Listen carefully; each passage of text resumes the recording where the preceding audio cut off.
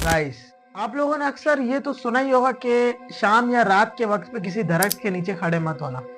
आखिर ऐसा क्या होता है इन दरख्तों के नीचे जहाँ पे हमें अक्सर हमारे बड़े खड़े होने से मना करते हैं। ऐसी ही एक कहानी बताने वाला हूँ आज आप लोगों को मैं, जो कि हैदराबाद में रहने वाली एक फैमिली के साथ हुई थी।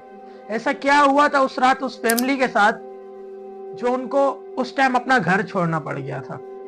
आखिर ऐसी कौन सी मखलूक थी जिन्होंने उनका जीना हराम कर दिया था। कहानी शुरू होती है हैदराबाद सिंध से, जहाँ पे एक फैमिली रहती थी जिनका घर जमीन टाइप का बना था। मैं आप लोगों को सबसे पहले समझाता हूँ कि उनका घर कैसे बना हुआ था। अब उनका घर कुछ ऐसे बना हुआ था कि 4 दीवारी का उनका घर था, अंदर 3 कमरे थे और उनके घर के बाहर एक नीम का दरख्त था। और यहाँ से शुरू होती है कहानी उस दरख्त से। एक रात की बात है, 10:30 बजे का टाइम था और ठंड का मौसम था काफी, और ठंड हो रही थी। लोगों ने जैकेट वगैरह पहने हुए थे और उस घर में टोटल 2 फीमेल थी और 3 मेल थे। तो उन्होंने, सर्दियों की रातें थी, रात के टाइम पे उन्होंने सोचा क्यों ना घर के बाहर लकड़ियों पे चाय बनाया जाए। और उनको नहीं पता था कि ये चाय उनकी जिंदगी में एक ऐसा टर्न लेगी कि उनकी जिंदगी हराम हो जाएगी। अब 10 साढ़े 10 बजे का टाइम था। वो फैमिली के जो 3 मेल थे वो घर से बाहर निकलते हैं, लकड़ियों पे आग जलाते हैं और फुल मतलब के कोशिश करते हैं कि चाय बन जाए, फुल माहौल वगैरह बना देते हैं। ठंड का मौसम, चाय बनाना स्टार्ट करते हैं। अब वो जो उस चाय के पतीले से एक रस्सी जा रही थी एक दरख्त की तरफ, जो कि दरख्त उनके घर के बिल्कुल बाहर था। अब सीन कुछ यूं था कि उन्होंने जब चाय बनाना स्टार्ट की, चाय बना ली और वो लोग पी रहे थे, एंजॉय कर रहे थे ठंड के मौसम में। सीन कुछ ये होता है कि उस रस्सी को लग जाती है आग, और वो आग उस रस्सी से लगते लगते उस दरख्त पे लग जाती है। और वो जो उस रात उस दरख्त पे आग लगी थी, ये उनके लिए बहुत खतरनाक होने वाला था, क्योंकि उनको नहीं पता था कि हमने क्या गलती कर दी है। अब वो जो दरख्त जब जल गया तो अफरा तफरी मच गई। लोगों ने मतलब आस पड़ोसी वाले सब आ गए और उन्होंने आग बुझाई। दरख्त, लेकिन दरख्त काफी हद तक जल गया था, उसके बाद आग बुझा दी। अब सीन कुछ यूं होता है कि आग बुझाने के बाद वो आते हैं अपने घर के अंदर बैठने। अब जब वो घर के अंदर बैठते हैं तो आप चेयर कह लो, एक चेयर होती है उसके ऊपर वो बैठते हैं। उनमें से एक मेल था, एक लड़का था जिनका नाम था यूसुफ, बाकी 2 अंकल कह सकते हो आप, आदमी थे। अब जो यूसुफ नाम का लड़का था वो बैठता है चेयर पे, और वो चेयर पे जैसे ही बैठता है, आधे 1 घंटे बाद वो चेयर ऐसे ऊपर जाती है, छत से लग रही होती है, और वो चीखे मारना शुरू हो जाता है, क्या हो रहा है, घबरा जाता है बिल्कुल।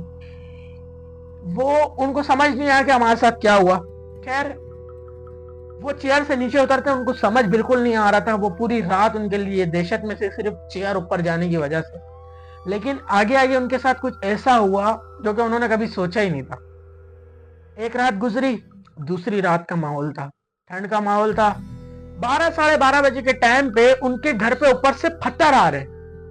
अब वो पत्थर कहां से आ रहे हैं उन्हें ये नहीं पता है, उनके बराबर में आके गिर रहे हैं पत्थर। अब उनके घर में जब पत्थर आना शुरू हुए तो वो काफी हैरान हो गए कि भाई ये पत्थर कहां से आ रहे हैं, हमारे साथ क्या हो रहा है। उनके बाद उन्होंने 2 दिन तक ऐसे ही चलता रहा, उनके घर से पत्थर गिर रहे हैं और अजीब अजीब सी पैरानॉर्मल एक्टिविटीज हो रही थी उनके साथ। उनको समझ बिल्कुल नहीं आ रहा था क्या हो रहा है। अगर वो चाय बना रहे उसमें चीनी की जगह नमक आ रहा था, सोल्ट आ रहा था।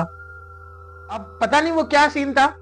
खैर, उन्होंने अपने घर पे जब एक, आप कह सकते हो, मौलवी साहब को बुलाया, तो उन्होंने जब देख के पता किया, बोला इस घर में जिन्नात हैं और कुछ ऐसी मखलूकात हैं जिनका आप लोगों ने नुकसान किया है। तो वो जो यूसुफ नामी लड़का था और बाकी के लोग थे वो हैरान हो गए कि हमने ऐसा क्या नुकसान किया है। तो उनको बताया गया कि तुम लोग ने इनके बच्चे जला दिए।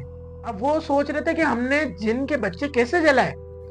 तो जिन से जब ये बात पूछी गई मौलाना साहब ने, तो मौलाना साहब का कहना यह था कि भाई वो जो मखलूकात है वो कह रही है कि जब आपने दरख्त जलाया उसमें मेरे बच्चे थे और वो बच्चे जल चुके हैं, और हम तब तक सुकून नहीं लेंगे जब तक हम इनके बच्चे नहीं मार दें। ये सुन के वो काफी हैरान हो गए। और उसके बाद आगे क्या हुआ ये आपको उमेर भाई बताएंगे।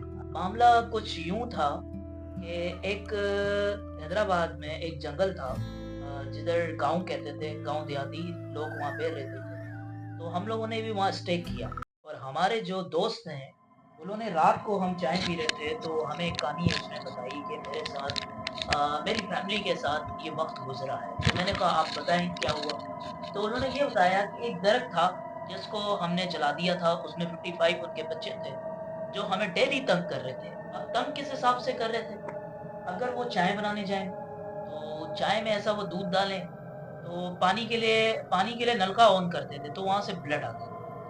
ये अगर वो सोने जाते थे तो ऊपर से पत्थर आते थे। अब पत्थर भी मैं आपको एक्सप्लोर करूं, कौन से वो पहाड़ों वाले जो पत्थर होते हैं, इतने बड़े तो बड़े। इनको वो सोने नहीं देते।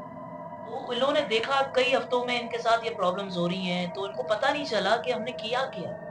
तो एक मस्जिद वहाँ पे करीब पड़ती थी, तो वहाँ पे उन्होंने मौलाना साहब से पूछा जाके कि यार ये क्या हमारे साथ हो रहा है। तो मौलाना साहब ने, उन्होंने पहले तो नीचे के घर तो होते थे गांव देहातों में, तो उन्होंने विजिट किया वो हाउस।